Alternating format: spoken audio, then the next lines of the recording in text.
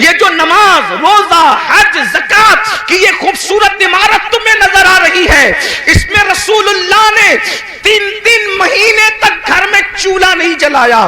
3 مہینہ کس کو کہتے ہیں؟ اللہ اکبر! اگر واقعی عشق رسول سینوں میں زندہ ہے تو تھوڑی دیر کے لیے تصور کرو، ہم تو 3 ٹائم پیٹ بھر کے کھاتے ہیں اور موج مستی کرتے ہیں، جرائم کرتے ہیں، گناہ کرتے ہیں۔ سوچو، جس نے اللہ کے دین کی شمع کو جب جلانے کے لیے گھر کے چولہے بجھا دیے، اس رسول کے دل پہ کیا گزرتی ہوگی جب حضور کا کوئی امتی گناہ کرتا ہوگا۔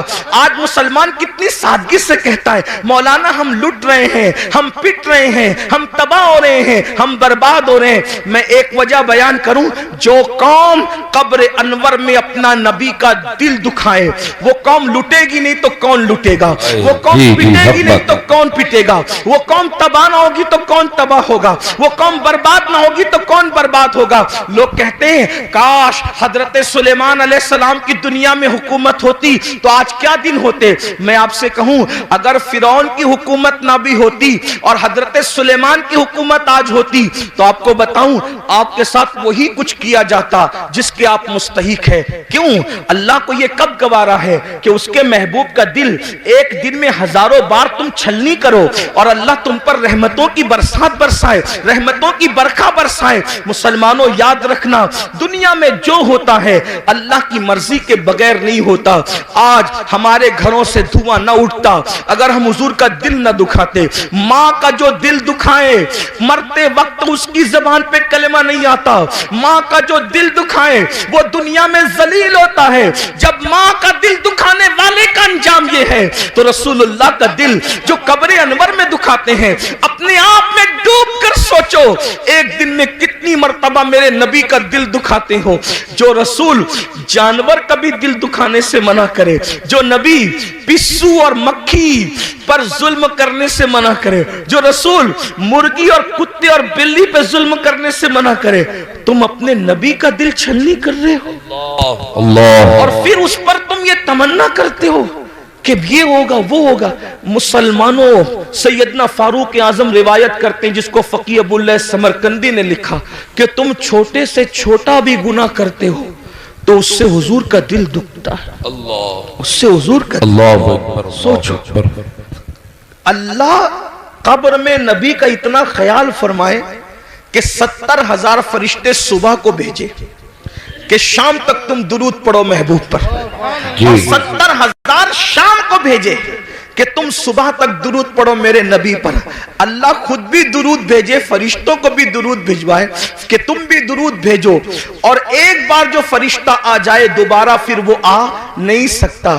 اور ہم کیا بھیج رہے ہیں؟ زنا کے تیر، داڑھی مڈا کر تیر، گانے سن کر تیر، عورتوں پہ ظلم کر کے تیر، گناہوں کو کر کے تیر۔ سوچو، جو قوم، ایسی بھی قوم دنیا میں کوئی گزری ہے جو اپنے نبی کا دل چھلنی کرے، نبی کے دل پہ نشتر لگائے؟ سوچو، وہ دل، جس دل کا خیال قدرت کو اتنا ہے کہ صرف نظریں اٹھ جائے حسرت سے تو اللہ قبلہ بدل دے اور بتا دے کہ میں بے نیاز ہو کر تیری خوشی کے لیے قبلہ بدل سکتا ہوں، تو وہ بے نیاز ہو کر قبلہ بدل دے اور ہم مجبور اور غلام ہو کر اپنی زندگی نہیں بدل سکتے، زندگی میں تبدیلی نہیں لا سکتے۔ ہزاروں کی محفلیں جمع ہو رہی ہے تقریر سننے کے لیے، زندگی بدلنے کتنے آ رہے ہیں، زندگی تبدیل کرنے کتنے آ رہے ہیں۔ بس اتنا ہی عرض کرنا چاہتا ہوں، یہی تو ہمارا رونا ہے کہ ہم سب کے دل کا خیال کرتے ہیں۔ دکان بند کر کے شادی میں کیوں جا رہے ہو پتہ ہے؟ یار دوست کے بیٹے کی شادی ہے، میرا یار ناراض نہ ہو جائے۔ سمدھی کے گھر دکان بند کر کے میت میں اس لیے جا رہے ہو، یار میرے سمدھی کے باپ کی میت ہے، کہیں وہ ناراض نہ ہو جائے۔ سمدھی کی خوشی کے لیے دکان بند ہو سکتی ہے، دوست کی خوشی کے لیے دکان بند ہو سکتی ہے، رسول اللہ کی خوشی کے لیے کیا نماز کے وقت تو دکان بند نہیں ہو سکتی؟ بتاؤ تو صحیح مسلمانوں، سب کی خوشی کا خیال کر رہے ہو، نبی کی خوشی کا خیال کب کرو گے؟ سب کے بلاوے پر جا رہے ہو، نبی کے بلاوے پر کب آؤ گے؟ یہ مؤذن جو 5000 روپے کو تم نے رکھا ہے، یہ اس کی آواز نہیں ہے، آواز اس کی ہے، مگر وہ نبی کا نمائندہ بن کر تمہیں بلا رہا ہے۔ حی علی الصلاۃ، آؤ نماز کے لیے۔ اس آواز کو معمولی مت سمجھنا، اس لیے کہ وہ رسول اللہ کا مقرر کردہ نمائندہ ہے جو 5 وقت بلا رہا ہے، ورنہ اذان کا مقصد تو صرف اتنا ہی ہے، حی علی الصلاۃ، بس حی علی الصلاۃ کے علاوہ اذان کا مقصد کیا ہے؟ مگر اذان شروع کہاں سے ہوتی ہے؟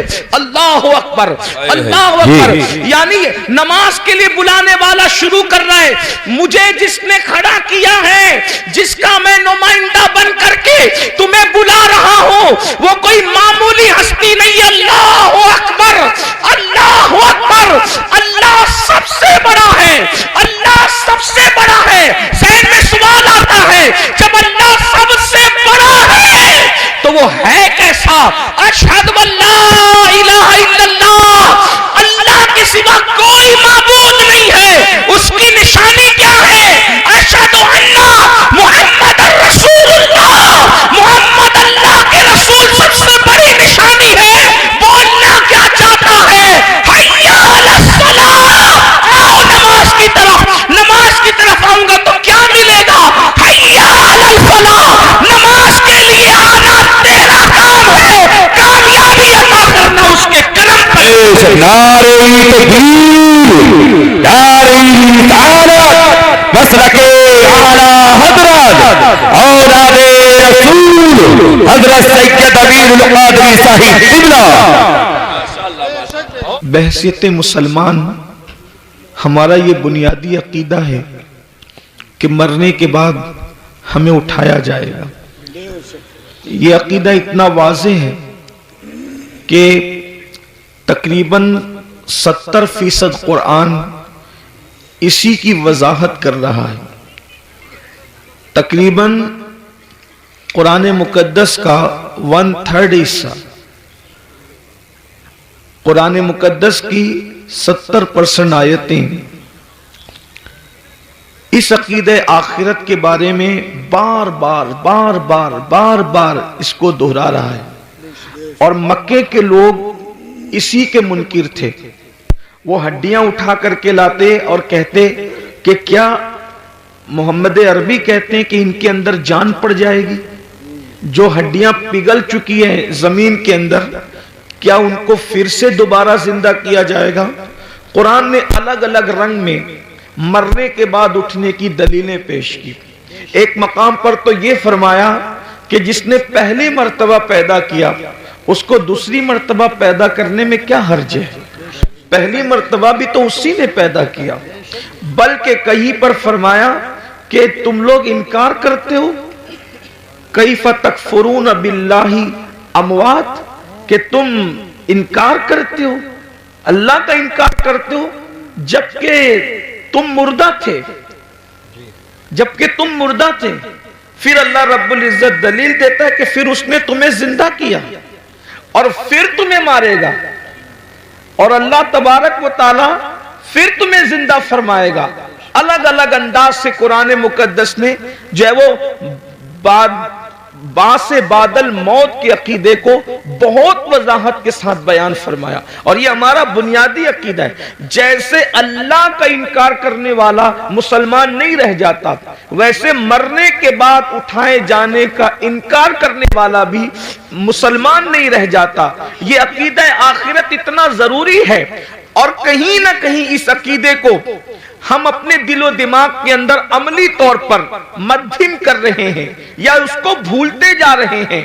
پوری دنیا کے اندر آپ جائزہ لے لیں کہ جتنے بھی جرائم ہیں، جتنے بھی گناہ ہیں، सब का जो बुनियादी तौर पर उसकी वजह अगर नजर आएगी तो ये कि इंसान मरने के बाद उठाए जाने का जो बुनियादी अकीदा है उसको भूलता जा रहा है, उसको फरामोश करता जा रहा है।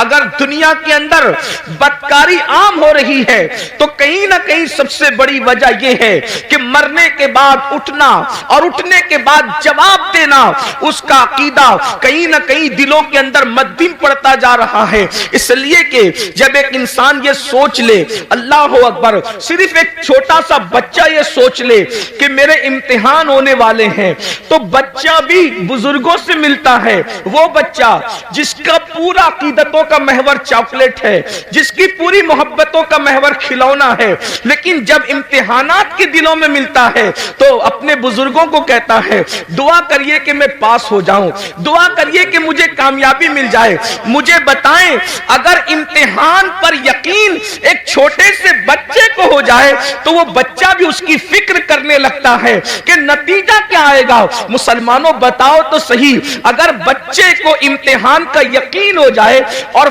फेल होने और पास होने के फवायद और नुकसानात पता चल जाए तो वो बच्चा पूरी ताकत झोंक देता है कि मैं किसी तरह से इम्तिहान में कामयाब हो जाऊं। छोटे बच्चे इम्तिहान के दिनों में खेलना कूदना छोड़ देते हैं, रातों को स्टडी करने लगते हैं, रात जगना शुरू कर देते हैं। अल्लाह अकबर, क्या हम अपने बच्चों से भी गैर गुजरे हो गए?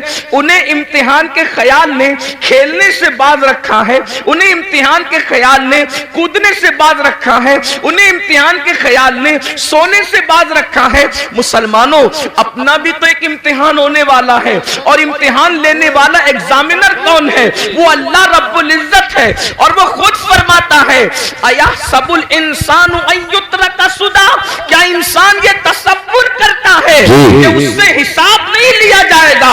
नहीं नहीं, बल्कि इंसान तुझसे हिसाब लिया जाएगा। अल्लाह अकबर, अंदाजा फरमाए, और हिसाब कौन लेगा?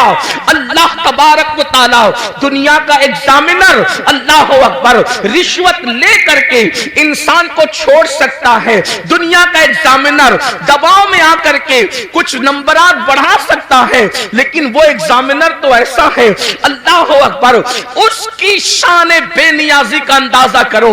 अब जरा तवज्जो फरमाना, उसकी शान बेनियाजी का अंदाजा करो।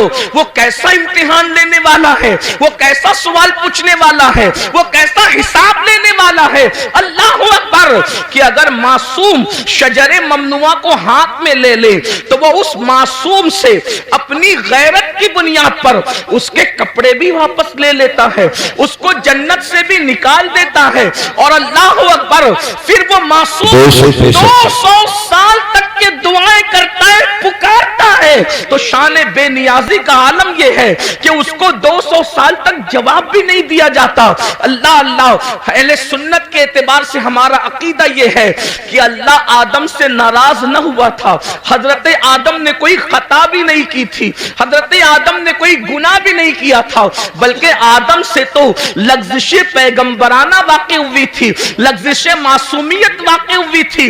उसके बावजूद भी उस पहले इंसान को जन्नत से निकाल कर कपड़े वापस लेकर, जरा यहां पर मैं आप सबकी तवज्जो चाहता हूं, इब्ने अब्बास से लेकर मुफ्ती अहमद यार खान नईमी तक आप किसी की भी तफसीर उठा करके पढ़ लें, हजरत आदम को सिर्फ जन्नत से बाहर नहीं किया गया, बल्कि जन्नत का लिबास भी वापस ले लिया गया। थोड़ी देर जरा तवज्जो करें, जिसको मस्जिद मलाइका बनाया जाता है, जिसको अपने हाथों से तख्लीक किया जाता है, जिसकी तख्लीक अपने हाथों से की जाती है, जब गैरत पर आते हैं और शान बेनियाजी का इजहार करते हैं तो कपड़े तक वापस ले लेते हैं, ताकि आगाह हो जाओ, हमारे रहीम और करीम होने पर धोखा मत खाना। हमारी गैरत का भी अंदाजा कर लो। जब मासूम मस्जिद मलाइका बनाने के बाद जन्नत से बाहर जा रहे हैं, और सिर्फ जन्नत ही से नहीं जा रहे हैं, बल्कि कपड़े भी वापस लिए जा रहे हैं, तो बताओ तुम्हारी हैसियत نصیب کیا ہے، تمہارا کیا انجام ہوگا، تم کہاں رہو گے؟ اور پھر کوئی خطا بھی نہیں ہے، کوئی گناہ بھی نہیں ہے، لغزش پیغمبرانہ ہے، اس پر جب غیرت کا اظہار یہ ہے۔ اب مجھے بتاؤ میرے بھائیوں، جو لوگ زنا کرتے ہیں اور زنا کے بعد وہ اس خوش فہمی میں مبتلا ہیں کہ نہیں مولانا اللہ کریم ہے، اللہ رحیم ہے، وہ ہمیں جنت ہی میں داخل فرمائے گا۔ کوئی لڑکوں کے ساتھ بدکاریاں کرتے ہیں اور پھر یہ تصور کرتے ہیں کہ مولانا اللہ تو بخشنے والا ہے، وہ رحیم و کریم ہے۔ جو لوگ سود کے دھندے کر کے حرام لقمہ اپنے پیٹ میں ڈالتے ہیں، پھر بھی ان کا خیال یہ ہے کہ اللہ رحیم و کریم ہے، وہ ہمیں بخش دے گا، تو وہ یہ لوگ یہ سب چیزیں نہیں دیکھتے کیا کہ اللہ رب العزت نے پہلا انسان جو تمام نبیوں کا بابا ہے، جو تمام ولیوں کا بابا ہے، جو تمام صحابہ کا بابا ہے، یعنی سارے انسانوں کے جو باپ ہیں، ان کے ساتھ اظہار غیرت کر کے ہمیں متنبہ فرمایا، ہمیں تنبیہ فرمائی کہ ہماری شان بے نیازی کا اندازہ کرو، وہی اللہ ہم سے حساب لے گا، رب تبارک و تعالی حساب لے گا۔ اب بتاؤ مسلمانوں، ہم نے حساب کی کیا تیاری کی ہے؟ اچھا پرچہ بھی آؤٹ کر اللہ ہم سے کیا پوچھے گا، کیا کیا پوچھے گا؟ تو قرآن کہتا ہے فَمَن يَعْمَلْ مِثْقَالَ ذَرَّةٍ خَيْرًا يَرَهُ وَمَن يَعْمَلْ مِثْقَالَ ذَرَّةٍ شَرًّا يَرَهُ۔ ایک ذرہ برابر نیکی کی ہوگی، اللہ تم سے وہ بھی پوچھے گا۔ ذرہ برابر جرم کیا ہوگا، اللہ تم سے وہ بھی پوچھے گا۔ آئیے مجھے ایک بہت پوچھنے پر بہت بڑی بات یاد آ گئی ہے، آپ سب کی توجہ چاہتا ہوں۔ بہت خوبصورت انداز میں آپ لوگ سن رہے ہیں تو دل چاہتا ہے کہ کچھ خوبصورت باتیں آپ کے سامنے کھولی جائے، کیونکہ آپ اچھے سے سن رہے ہیں، اس لیے کہ جہاں مجمع سننے والا ہو تو دل چاہتا ہے کہ کچھ دل کی باتیں کہی جائے۔ یوں تو سننے کے لیے سبھی آتے ہیں، لیکن آپ کا بڑا اچھا انداز ہے سننے کا۔ اللہ کس سے کیا پوچھ سکتا ہے، اس بارے میں کوئی بے نیاز نہیں، وہ کسی سے بھی کچھ بھی پوچھ سکتا ہے، کسی سے بھی کچھ بھی پوچھ سکتا ہے۔ اس سلسلے میں ایک روایت سیرت کی تمام کتابوں میں لکھی ہوئی ہے، اب بہت دھیان سے سننا، آنے جانے والوں پر دھیان دینے کی بجائے اب آپ میری گفتگو کی طرف دھیان دیں۔ سیرت کی کتابوں میں سب نے یہ واقعہ لکھا ہے، ابن اسحاق کو بھی لے لیں اور ان کے بعد سارے سیرت نگار، کم و بیش الفاظ کی کمی زیادتی کے حوالے سے، لیکن واقعہ یہی ہے جس کا مفہوم پیش کیا جا رہا ہے۔ لیکن میں جہاں سے پیش کر رہا ہوں آپ کے سامنے، وہ ابن منذری کے حوالے سے میں پیش کر رہا ہوں بطور مفہوم۔ اب غور کریں، اس روایت کے راوی ہے سیدنا صدیق اکبر رضی اللہ تعالی، افضل البشر بعد الانبیاء بالتحقیق سیدنا صدیق اکبر رضی اللہ تعالی۔ یوں تو صدیق اکبر کی سے روایتیں بہت کم مروی ہے، لیکن صدیق اکبر سے جو روایتیں ہیں ان روایتوں کا بھی کوئی جواب نہیں۔ سیدنا صدیق اکبر رضی اللہ تعالی، ایک بات اندازہ کرنے، صدیق وہ ہستی ہے کہ جن کے بارے میں مولا علی نے بیان کیا کہ اللہ کے رسول نے فرمایا کہ اگر ساری زمین والوں کا ایمان ایک پلڑے میں رکھا جائے اور تنہا ابو بکر کا ایمان ایک پلڑے میں رکھا جائے تو سب کے ایمان پر ابو بکر کا ایمان وزنی ہو جائے گا۔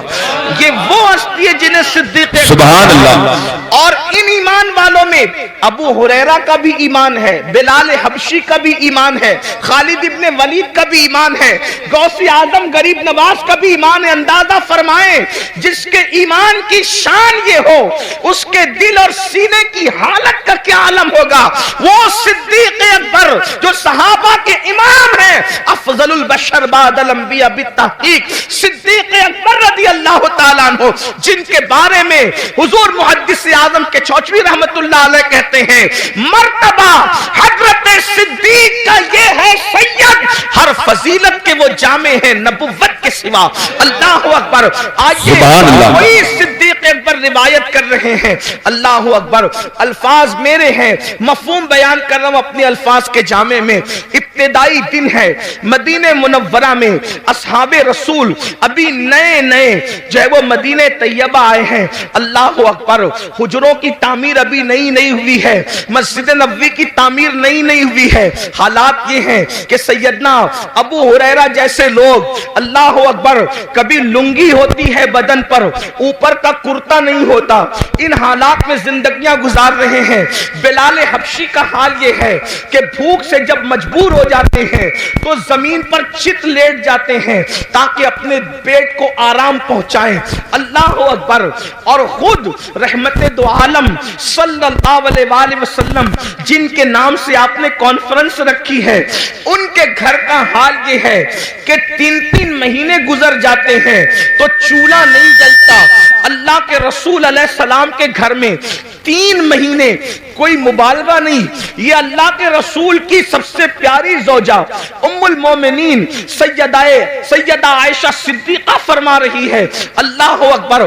آپ فرماتی ہیں 3 مہینے ہو جاتے, چولہا نہیں جلتا اللہ کے رسول کے گھر میں. تو صحابہ نے پوچھا, جب حضور کے گھر میں چولہا نہیں جلتا تھا تو تم لوگ کن چیزوں پر اکتفا کرتے تھے, کیا کھاتے تھے, کیسے زندگی گزارتے تھے؟ تو اس وقت اما عائشہ پاک فرماتی ہیں, اس وقت ہم لوگ 2 کالی چیزوں پر اپنا وقت گزار لیتے تھے. آپ نے فرمایا, جس کو حدیث میں روایت کیا گیا, قالت اسودین, ہم 2 کالی چیزوں پر گزارا کر لیتے تھے. نمبر 1 کھجور, نمبر 2 پانی. اسی حدیث سے استدلال کرتے ہوئے امام اہل سنت نے پانی کا رنگ جب پوچھا گیا تو آپ نے فرمایا کہ پانی کا رنگ کالا ہے, اس لیے کہ لوگ اب تک پانی کو بے رنگ سمجھتے ہیں. لیکن مفتی 4 ملت ام المومنین سیدہ عائشہ صدیقہ نے پانی کا رنگ خود متعین فرما دیا کہ پانی کا رنگ کالا ہوتا ہے. اس کی ایک الگ تحقیق, الگ تفصیل ہے, میرا عنوان وہ نہیں. لیکن ام المومنین کیا فرما رہی ہے, ہم 2 کالی چیزوں پر اکتفا کر لیا کرتے تھے, کھجور اور پانی. اللہ اکبر. اب آئیے, اللہ, حضور کے گھر کا یہ حال ہے. اس سے میں اپنے جوانوں سے یہ بھی کہنا چاہتا ہوں, یہ جو یو پی کی زمین پر 5 وقت دیہات میں اذان گونج رہی ہے, بہار, بنگال, شام, یمن, یہ جو زمینوں پر دیہاتوں میں بھی آواز اذان کی گونج رہی ہے, اس میں حضور علیہ السلام کی محنتیں کتنی ہیں. اتنی محنتیں کہ جس نے اپنے گھر میں 3 مہینے تک چولہا نہیں جلایا اور اسلام کی شمع کو جلانے کے لیے اتنی محنت فرمائی. ذرا غور تو کریں. اللہ اکبر. جب مسلمان ہو کر ہم اللہ کے دین کو پیٹھ کے پیچھے ڈالتے ہوں گے تو اس وقت رسول اللہ کے دل پر کیا گزرتی ہوگی, اللہ کے رسول علیہ السلام کو کتنی اذیت پہنچتی ہوگی, کتنی تکلیف پہنچتی ہوگی. اس کا احساس کرو, کیونکہ پورا یہ جو مجمع ہے یہ سب اپنے آپ کو عاشق رسول کہلانے والا مجمع ہے. فلاح عربی لغت میں اتنا جامع لفظ ہے کہ ہر کامیابی کو یہ سمیٹ لیتا ہے. جس میں ہر کامیابی آ جائے اسی کو فلاح کہتے ہیں. فلاح سے بڑھ جامع کامیابی کے لیے کوئی لفظ نہیں ہے. اور اذان میں مقرر ہے حی علی الفلاح. دولت کی کامیابی چاہیے, نماز کی طرف آؤ. اولاد چاہیے, نماز کی طرف آؤ. عزت چاہیے, نماز کی طرف آؤ. بلندی چاہیے, نماز کی طرف آؤ. حکومت چاہیے, نماز کی طرف آؤ. تجارت چاہیے, نماز کی طرف آؤ. عمر میں برکت چاہیے, نماز کی طرف آؤ. حتیٰ کہ یاد رکھنا, بڑے سے بڑا لیڈر زمین پر چمچے پال کر بازاری عزت تو حاصل کر سکتا ہے, مگر قبر میں عزت حاصل کرنا کسی کے بس کا نہیں ہے. مگر نماز وہ عظیم سرمایہ ہے جس کو پڑھنے کے بعد آدمی قبر میں بھی عزت دار ہو جاتا ہے. شرط یہ کہ سینے میں عشق رسول ہو. میرے امام کہتے ہیں نکیرین کرتے ہیں تعظیم میری, نکیرین کرتے ہیں تعظیم میری, فدا ہو کے تجھ پہ یہ عزت ملی ہے. نماز پڑھو گے تو قبر میں फरिश्ते भी इज्जत से पेश। आपसे आप कहते हो ट्रेन में टीसी इज्जत से पेश नहीं आता, मैंने कहा नमाज पढ़ा होता तो ऐसा नहीं होता, हुजूर से वफा की होती। यार कब्र में जब फरिश्ते इज्जत से पेश आ सकते हैं तो ट्रेन के टीसी की क्या हैसियत है। जो नबी से वफादारी फरिश्तों के दरमियान मुअज़्ज़ज़ बना दे, वो पुलिस के दरमियान मुअज़्ज़ज़ क्यों ना बनाएगी, वो मालदारों के दरमियान मुअज़्ज़ज़ क्यों ना बनाए। आप देखो बहुत सारे उलमा आपके दरमियान आते हैं, उनकी माशी हालत उतनी मजबूत नहीं होती जितनी तुम्हारी होती है, फिर भी तुम हाथ बांध के क्यों खड़े रहते हो उनके सामने। खुदा ने करोड़पतियों को एक आलिम के सामने हाथ बांध के क्यों खड़ा करवा दिया। अल्लाह बता रहा है देख ले मेरे वफादार पर इनाम है। यहां मालदारों को हाथ बंधवा दिया है और कब्र में नकीरैन इज्जत करते नजर। नबी से वफा तो करके देखो, सबके लिए वफा, हुजूर के लिए वफा नहीं। बात दूर निकली, अर्ज कर रहा था इब्तिदाई दौर है इस्लाम का, मदीने मुनव्वरा में सिद्दीक अकबर रावी है। सिद्दीक अकबर कहते हैं मुझे इतनी भूख लगी थी कि मेरे घर में कुछ नहीं था। सिद्दीक अकबर कहने, और कई दिन हो गए थे, तकरीबन कमोबेश 3 दिन।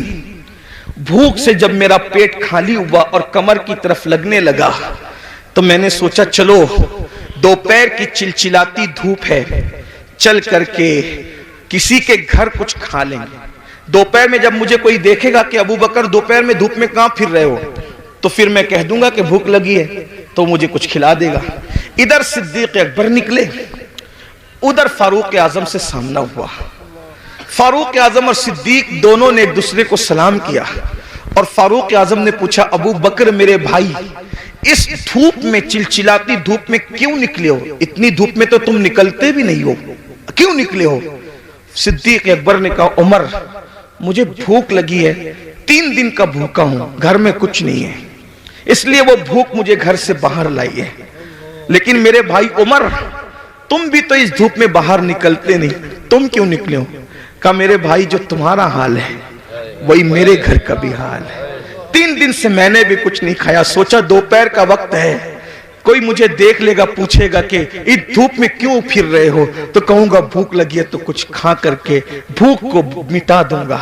अभी दोनों में ये गुफ्तगू हो रही थी कि आमिना के लाल काशान अक़दस से मुकम्मल शान शौकत के साथ बाहर निकले, जिनकी शान मेरे इमाम यूं कहते हैं आसमां खान, जमी खान, जमाना मेहमान, साहिबे खाना लक़ब किसका है, तेरा तेरा कौन देता है देने को मुंह चाहिए, देने वाला है सच्चा हमारा नबी बेशक। सरकार को आते देखा, आका ने दोनों को सलाम किया। दोनों ने अर्ज़ की हमारे माँ बाप आप पे कुर्बान आका, इस चिलचिलाती धूप में आप बाहर नहीं तशरीफ लाते, आप इस धूप में कहां जा रहे हैं, हमें काम बता दे क्या है। आका ने फरमाया अबू बकर उमर पहले ये बताओ तुम दोनों यहां क्या कर रहे हो। आका अलैहिस्सलाम ने कुछ कहने की बजाय फरमाया तुम दोनों क्या कर रहे हो। दोनों ने नजर झुका के कहा कासिम नेमत से या रसूल अल्लाह 3 दिन से भूखे हैं, घर में कुछ मिला नहीं, बाहर आ गए, भूख बाहर लाई है कि हम कुछ खा ले किसी के यहाँ जाके। लेकिन आका आप क्यों बाहर आए? सरकार ने फरमाया तुम्हारे घर में 3 दिन से चूल्हा नहीं जला, लेकिन इस वक्त मेरे घर में महीना भर हो गया, महीने भर से मेरे घर में चूल्हा नहीं जला है। मुझे भी भूख की शिद्दत ने बेताब किया, मैंने सोचा किसी के घर जाकर उसको नवाजा जाए और उसके घर जाके कुछ खाया जाए। सहाबा रोने लगे। यहाँ आगे बढ़ने से पहले एक जुमला कहता हूं, सहाबा पर कुछ कमेंट करने से पहले ये कुर्बानियां भी सोच लिया करो कि क्या कुर्बानियां थी। आज दूसरों के देखा देखी अगर सुन्नी कहलाने वाले भी असहाब की तौहीन करें तो कितनी दुख की बात है। जो लोग मस्जिद का चंदा भी नोट देख कर देते हो हफ्ते में 1 दिन और इमाम को अपना गुलाम समझते हो, वो लोग कमेंट करेंगे उन सहाबा पर जिन्होंने इस तरह की कुर्बानियां दी, भूखे रहकर अल्लाह के दीन की खिदमत की। कभी सोचा, कभी गौर किया? हमसे तो 10 की नोट भी निकलती है तो देख के निकलती है, बल्कि बाज जालिम तो ऐसे हैं जहां नोट कहीं नहीं चलती, वो मस्जिदों में और मदरसों में चंदा देकर लोग चलाते हैं। ये हालात है, हंसने की बात नहीं है, ये बहुत दुख की बात है। और वो लोग किन पे कमेंट कर रहे हैं? जिन्होंने पूरी दौलतें दांव पे लगा, पूरी दौलत कुर्बान कर दी। حتیٰ کہ صدیق باوفا تو وہ ہیں جس نے تبوک کے موقع پہ کرتا بھی چندے میں دے دیا اور ٹاٹ پہن لیا، اور جب پوچھا گیا کہ کرتا کیوں دے دیا چندے میں، کہنے لگے ہم جنگ پہ جا رہے ہیں اور میں جانتا ہوں مسلمانوں کے پاس شہید کو کفن دینے کے لیے کپڑا بھی نہیں ہے، اگر کوئی میرا بھائی شہید ہو جائے گا تو ابو بکر کا کرتا کفن کے لیے کام آ جائے گا۔ یہ ان کے جذبات تھے مسلمانوں۔ حق زندہ ہے تو حق کی آواز بھی زندہ رہے گی، اور یہی اہل سنت کا ترہ امتیاز ہے۔ ہم جہاں اہل بیت کے بے دام غلام ہیں، وہیں پر ہم صحابہ کے بھی بے دام غلام ہیں، اور قدرت نے ہمیں دو ہاتھ اس لیے عطا کیے ہیں کہ ایک ہاتھ میں اصحاب کا دامن ہے اور ایک ہاتھ میں اہل البیت کا دامن ہے، اسی لیے ہمارا بیڑا پار ہے۔ ہمارے امام کہتے ہیں اہل سنت کا ہے بیڑا پار، اصحاب حضور نجم ہے اور ناؤ ہے، عطرت رسول اللہ کی۔ بے شک بے شک بے شک، سبحان اللہ سبحان اللہ۔ فاروق کو آقا نے فرمایا مہینے بھر سے میرے گھر میں چولہا نہیں جلا، اور جب نکلے وہاں سے دونوں یار کو لے کر ایک صحابی کے باغ میں پہنچے، اسی باغ میں ان کا گھر تھا، وہ گئے تھے باغ میں کھجوریں توڑ رہے تھے، ان کی بیوی کو اطلاع ملی کہ حضور آئے ہیں اپنے دونوں یاروں کے ساتھ، جلدی سے شوہر کو بلایا، وہ حضور کی اطلاع سن کر کچھ تاخیر سے آئے، یعنی قسم قسم کی کھجوریں لے کر تاکہ حضور کی میزبانی کریں۔ حضور کے آگے کھجوریں رکھ دی اور آقا سے عرض کیا آقا تھوڑی دیر انتظار کریں میں بھی کھانا بناتا ہوں۔ جلدی سے بکری ذبح کی، اور بکری ذبح کرنے کے بعد جو ہے وہ بوٹیاں روٹیاں جو کی سامنے رکھا۔ اللہ کے رسول نے روٹیاں اور بوٹیاں دیکھی تو دیکھنے کے بعد کھانا دیکھتے رہ گئے۔ قاسم نعمت کھانے کو کچھ دیر تک دیکھتے رہ گئے۔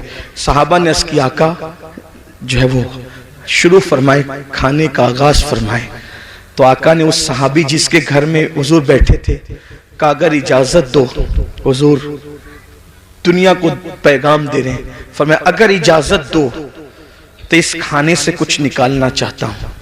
روٹی اٹھائی جو کی، اس پہ کچھ بوٹیاں رکھی، اور بوٹیاں رکھ کر آنکھ میں آنسو آ گئے۔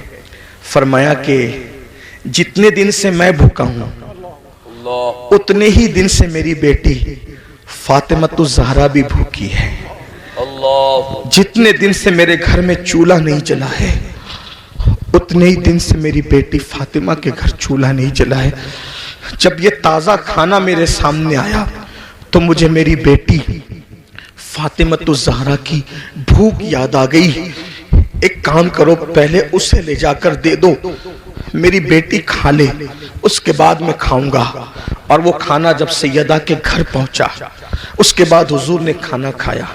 اتنا پورا واقعہ اتنا لمبا چوڑا بیان کرنے کے لیے ایک ہی وجہ تھی کہ ایک جملہ بیان کرنا تھا۔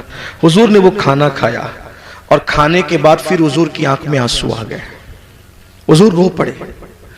صحابہ نے پوچھا یا رسول اللہ جب بھوکے تھے تو نہیں روئے آپ، اور آپ اب کھانا کھا کے کیوں رو رہے ہیں؟ بھئی رونا تو آدمی کو بھوکے پیٹ آئے گا نا کہ میرے پاس کھانا نہیں ہے، کھا کے رونے کا مطلب کیا؟ اب آقا نے جو فرمایا یہی ایک جملہ پڑھنے کے لیے اتنا بڑا واقعہ میں نے پیش کیا، غور سے سننا۔ آقا ارشاد فرماتے ہیں اللہ نے کتنا لذیذ کھانا ہمیں کھلایا نا، بکری کا گوشت اور جو کی روٹی، سید الطعام ہے، یہ کھانوں کا سردار ہے، کتنا لذیذ کھانا اللہ نے ہمیں کھلایا۔ اب میں اس پہ رو رہا ہوں، اگر قیامت کے دن اللہ مجھ سے اس کھانے کے بارے میں سوال کرے گا تو میں اللہ کو کیا جواب دوں؟ کون کہہ رہے ہیں؟ ایک مہینے تک جس کے گھر میں چولہا نہیں جلا، جو وجہ تخلیق کائنات ہے، جو نبیوں کا سردار ہے، جس کے لیے نعمتیں پیدا کی گئی، جس کے لیے دنیا بنائی گئی، جس کے لیے قبلہ بدل دیا گیا، جس کے اشارے ابرو پہ چاند ٹکڑے کر دیا گیا، جس کے اشارے سے سورج پلٹا دیا گیا، اس رسول کو امت کو تعلیم دیتے ہوئے یہ احساس ہے کہ میں نے ایک دن آج ایک مہینہ چولہا بند رکھنے کے بعد آج بکری کا گوشت اور روٹی کھایا ہے۔ اگر اللہ مجھے اس کے بارے میں پوچھے گا میں کیا جواب دوں؟ حالانکہ حضور علیہ السلام سے کوئی سوال نہیں ہونا، وہ تو شافعی یوم النشور ہے۔ انہی کے اشاروں پر لوگ بخشے جائیں گے. میرے امام کہتے ہیں میں کیا، میرے اسیاں کی حقیقت کتنی، مجھ سے 100 لاکھ تو کافی ہے. اشارہ تیرا سے پتا سا اڑا جاتا ہے، پلہ ہلکا صحیح بھاری ہے، بھروسہ تیرا. زندہ باد زندہ باد. رسول علیہ السلام کو یہ احساس تعلیم امت کے لیے بے چین کر رہا ہے. اللہ مجھ سے پوچھے گا تو میں کیا جواب دوں گا؟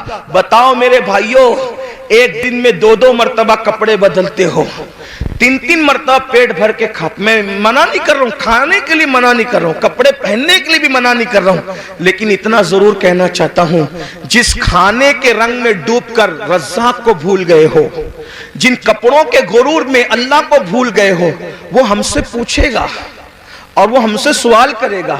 کبھی سوچا ایک ہفتے کا حساب اگر اپنا پیر لے لے تو ہم ہفتے بھر کا حساب پیر کو نہیں دے سکتے.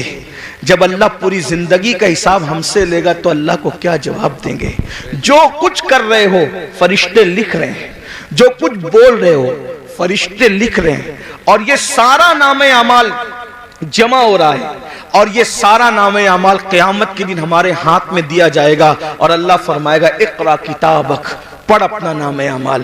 جو لوگ راتوں کو زنا کی فلمیں دیکھتے ہیں، تھوڑی دیر کے لیے وہ تصور کریں کہ اللہ کا سامنا ہوگا جیسا کہ اس کی شان ہے. یہ پڑھ سکو گے کہ میں نے فلاں تاریخ کو فلاں رات 3 گھنٹے تک زنا کی فلم دیکھی تھی خدا کے سامنے؟ وہ تو آمنے سامنے سے پاک ہے، لیکن صرف اس کی جیسی شان ہے، خدا کا سامنا ہے. یہ پڑھ سکو گے کہ میں نے لڑکوں کے ساتھ بدفعلیاں کی تھی؟ سوچو، توجہ کرو. حدیث پاک تو یہ ہے، لڑکوں کے ساتھ بدفعلی کرنے والا کہیں بھی مرے. اللہ نے کچھ فرشتے ایسے پیدا کیے جن کی چونچ ہے پرندوں کی طرح، کہیں بھی مرتا ہے اس کو اٹھاتے ہیں اور اٹھا کر وہاں لے جا کر پھینک دیتے ہیں جہاں قوم لوط پر عذاب آیا تھا. یہ گندی فلمیں یہی طرف آپ کو لے جا رہی ہے، گندی فلمیں آپ کو یہی گندگی کی طرف لے جا رہی ہے. آپ کو احساس نہیں ہے، آپ تو سوچتے ہو رات ہے کون دیکھ رہا ہے، اکیلا ہوں کون دیکھ رہا ہے. اللہ ارشاد فرماتا ہے ہوا ماکم اینما کنتم، تو جہاں کہیں ہے اللہ تیرے ساتھ ہے. اور کتنا ساتھ ہے تو کہتا ہے نحن اقرب الیہ من حبل الورید، اللہ تیری شہرک سے زیادہ قریب ہے. اور ایک مقام پہ فرماتا ہے ان اللہ کان علیکم رقیبا، اللہ تم پر کڑی نگرانی فرما رہا ہے. مسلمانوں ذرا سوچو، حلال غذا سید العالمین وجہ تخلیق کائنات کھا لے تو روئیں، اس کے بارے میں اللہ کو جواب کیا دوں گا؟ ہم تو گناہ کر رہے ہیں اور ہمیں احساس ہی نہیں. اللہ کو حساب بھی دینا ہے، اللہ کو جواب بھی دینا ہے. امام اہل سنت اعلی حضرت جیسی شخصیت کہتی ہے کریم اپنے کرم کا صدقہ لئی میں بے قدر کو نہ شرما، تو اور رضا سے حساب لینا، رضا بھی کوئی حساب میں ہے. اندازہ تو فرمائیں مسلمانوں، ہم اپنے آپ کو دھوکہ دے رہے ہیں، ہم اپنے آپ کو تباہ کر رہے ہیں، ہم اپنے آپ کو برباد کر رہے ہیں. آئیے گفتگو کو سمیٹتے ہوئے، دستار بندی بھی ہونی ہے، میں جلد اپنی گفتگو کو سمیٹوں گا. کون کون لوگ ہیں، کون کون لوگ ہیں، کون لوگ ہیں جو حساب کو یاد کر کے روتے رہے، حساب کو یاد کر کے روتے. سید الطائفہ جنید بغدادی فرماتے ہیں کہ جو مقام جبریل علیہ السلام کو فرشتوں میں حاصل ہے، وہ مقام ولیوں میں حضرت بایزید بستامی کو حاصل ہے. سلطان العارفین بایزید البستامی، آپ کو پیشاب ہوتا تھا خون کا پیشاب ہوتا تھا حضرت بایزید بستامی کو. مریدین کو پتا چل گیا کہ بایزید کو خون کا پیشاب ہو رہا ہے. ہمدردی کی حضرت، آپ جلدی سے کسی اچھے حکیم سے علاج کروا لیں کیونکہ آپ کو خون کا پیشاب ہو رہا ہے. فرمایا میرا علاج کسی حکیم کے پاس نہیں ہے. کہا کیوں؟ کہا کہ یہ جو خون کا پیشاب ہوتا ہے وہ بیماری سے نہیں ہوتا. بچپنے میں مجھ سے ایک غلطی اور گناہ ہو گیا تھا، جب مجھے یاد آتا ہے کہ اللہ اس غلطی کے بارے میں مجھ سے پوچھے گا تو میں اللہ کو جواب کیا دوں گا بچپنے کی اس غلطی کا؟ تو اس جواب دینے کے تصور سے میرا جگر اللہ کے خوف سے پگھلنے لگتا ہے، اور پگھل پگھل کر پیشاب کے رستے سے بہتا ہے۔ تو تم کو لگتا ہے کہ خون کا پیشاب ہو رہا ہے، خون کا پیشاب نہیں ہو رہا ہے، یوم حساب کے خوف سے میرا جگر پگھل پگھل کر کے بہ رہا ہے۔ آپ سے پوچھنا چاہتا ہوں میرے بھائیوں، آخر اتنے جرائم کر کے اتنے بے خوف کیوں ہو؟ آخرت بھول گئے، آخرت کا تصور بھول گئے۔ حضرت سیدنا معروف الکرکی وہ بزرگ ہیں کہ غوث پاک فرماتے ہیں سب سے زیادہ اگر مجھے کسی مزار سے فیض ملا ہے تو وہ سیدنا معروف کرکی کا مزار ہے۔ غوث پاک جس کے مزار پہ جا کر چلا کرے وہ معروف کرکی کیسے بزرگ ہوں گے؟ غوث پاک کہتے ہیں اگر کوئی حاجت پیش آئے تو معروف کرکی کے وسیلے سے جو دعا کی جاتی ہے اللہ تعالیٰ اس دعا کو قبول فرماتا ہے۔ یہ معروف کرکی ہیں، فرماتے ہیں 40 سال ہو گئے میں نے آسمان کی طرف کبھی نظر نہیں اٹھائی۔ 40 سال سے لوگوں نے پوچھا کیوں؟ تو فرمایا ایک گناہ ہو گیا تھا، جب وہ گناہ یاد آتا ہے تو سوچتا ہوں کہ اللہ کو جواب کیا دوں گا، اسی شرم سے میں 40 سال سے آسمان کی طرف نہیں دیکھ رہا ہوں۔ اب معروف کرکی جس کے وسیلے سے غوث پاک دعا کرتے ہیں ان کا گناہ کیا تھا وہ بھی سن لے تاکہ آپ غلط فہمی کا شکار نہ رہیں۔ فرماتے لوگوں نے پوچھا حضرت وہ گناہ کیا ہو گیا تھا آپ سے؟ کوئی تو گناہ، بھئی ہم آج گناہ کی بات کریں تو لوگ اپنے پہ قیاس کرتے ہیں نا کہ میں نے جو کیا اس میں سے کچھ ہوا ہوگا، تو ذرا وہ گناہ بھی سن لے کہ وہ گناہ کیا تھا۔ فرماتے میں کپڑے کا بیوپاری ہوں، کپڑے بیچتا ہوں، مارکیٹ میں میری دکان تھی، ایک دن مارکیٹ میں آگ لگ گئی، رات کو آگ لگی، صبح کو میں پہنچا تو میرے پڑوسیوں کا سب کا مال جل گیا تھا، میری دکان صحیح سلامت تھی۔ خوشی میں میں نے کہا الحمدللہ، بس اسی گناہ پر میں پریشان ہوں۔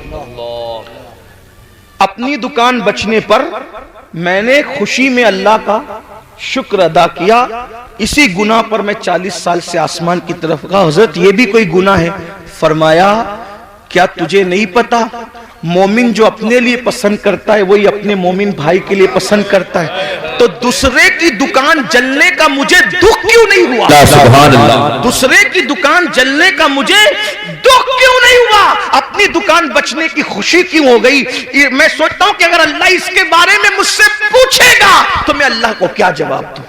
آخری بات سننے اینڈ پر، چونکہ یہ مدرسے کا جلسہ، دستار بندی کا جلسہ، عالم کی تعریف کیا ہے؟ عالم کون؟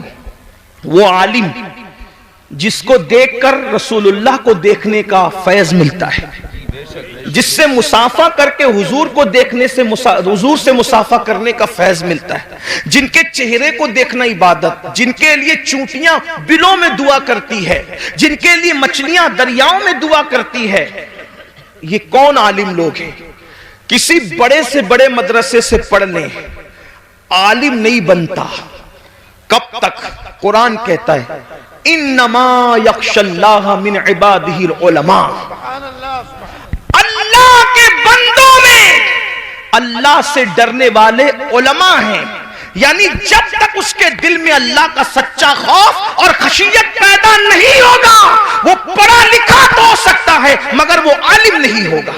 عالم ہونے کے لیے دل میں اللہ کا خوف ہونا ضروری، اور جو جتنا بڑا عالم ہوگا وہ اتنا زیادہ اللہ سے ڈرنے والا ہوگا، اس کے دل میں اتنا اللہ کا خوف ہوگا۔ اب آئیے وہ جو میرے نونہال آج دستار بندی پائیں گے ان کو بھی ایک پیغام، اور آپ کو بھی، اپنے زمانے کے وہ بڑے عالم جن کو دنیا امام الائمہ، سراج الامہ، کاشف الغمہ، نعمان بن ثابت یعنی امام اعظم ابو حنیفہ کے نام سے ہم جانتے ہیں، کروڑوں حنفیوں کا امام، اور حنفیوں میں بھی کون؟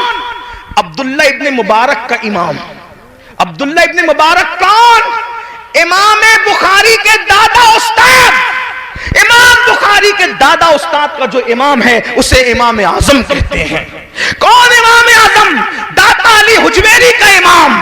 کون امام اعظم؟ غریب نواز کا امام۔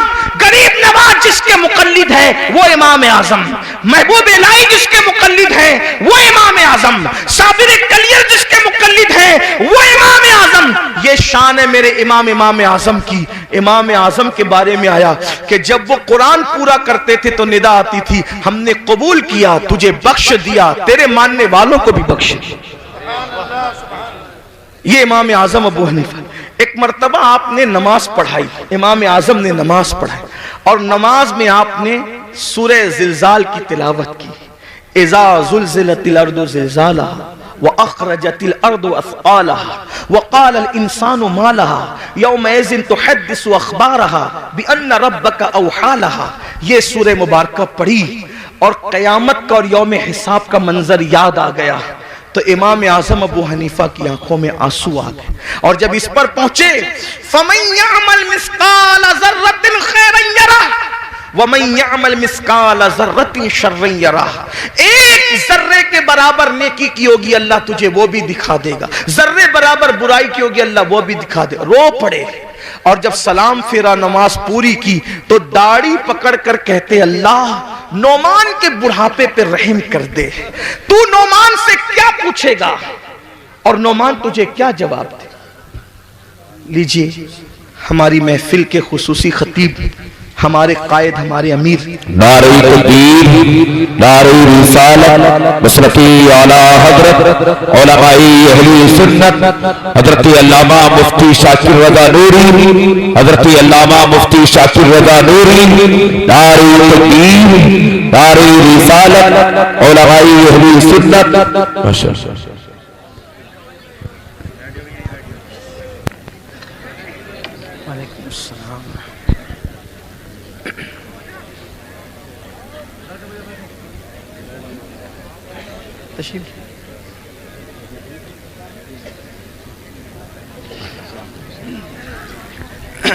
بیٹھ جائیں, درود شریف پڑھیں.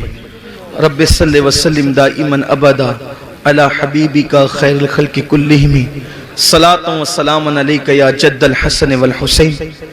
حضرت تشریف لے آئیں. حضرت کا یہ خطاب ہوگا, میں مختصر الفاظ میں اپنی بات مکمل کر رہا ہوں. تو آئیے ہم اس خطیب کو اب سننا چاہتے ہیں جس کی خطابت نے انقلاب پیدا کیا دنیا بھر میں. چند الفاظ میں اپنی بات پوری کرتا ہوں.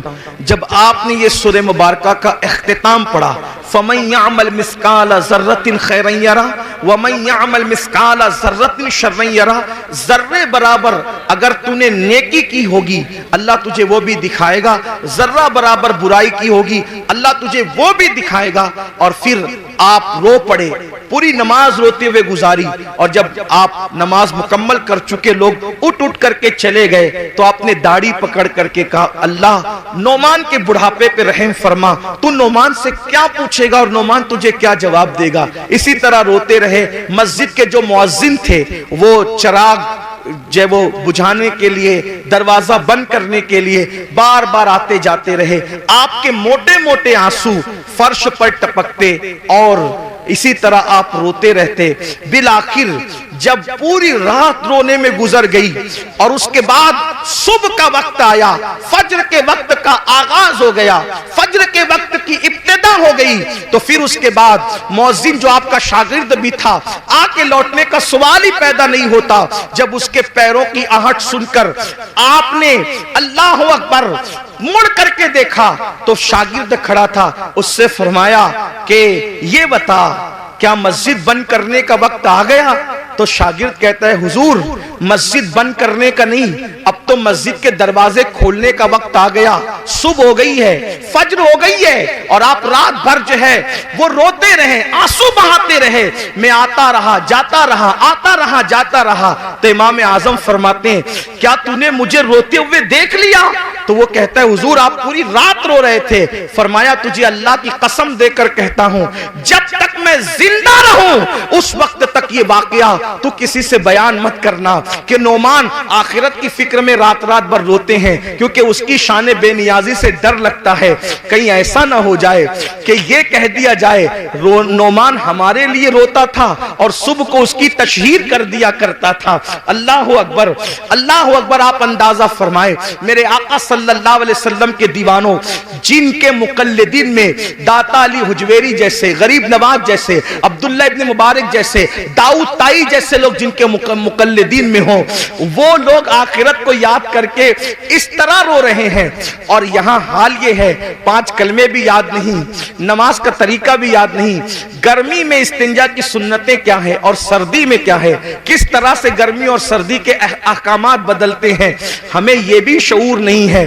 وضو کس طرح احتیاط سے کرنا چاہیے ہمیں وہ بھی نہیں پتا. میں تو اکثر اپنے بھائیوں کو کہتا ہوں, ایک اچھا عالم جس کی نظر فقہی مسائل پر ہو, اگر ہم اس سے اپنا وضو چیک کروا لیں تو وہ ہمیں ناکام کر دیں. جب عالم کے سامنے ہم اپنا وضو ثابت نہیں کر سکتے تو عالم الغیب کے سامنے ہم آخر کون سا عمل ثابت کر سکیں گے, اور ہماری حیثیت کیا ہوگی؟ اندازہ تو فرمائیں میرے آقا علیہ السلام کے دیوانوں, حالات یہ ہیں اور ہماری کیفیت یہ ہے کہ ہم جنت میں نہ جائیں گے تو کون جائے گا. حضور تاج الشریعہ علیہ الرحمہ نے شاید ہمارے لیے اسی لیے یہ شعر کہا تھا کہ میں گناہ گار ہوں اور بڑے مرتبے کی خواہش, میں گناہ گار ہوں اور بڑے مرتبے کی خواہش, میری توبہ اے خدایا میرے نفس کی بدی ہے.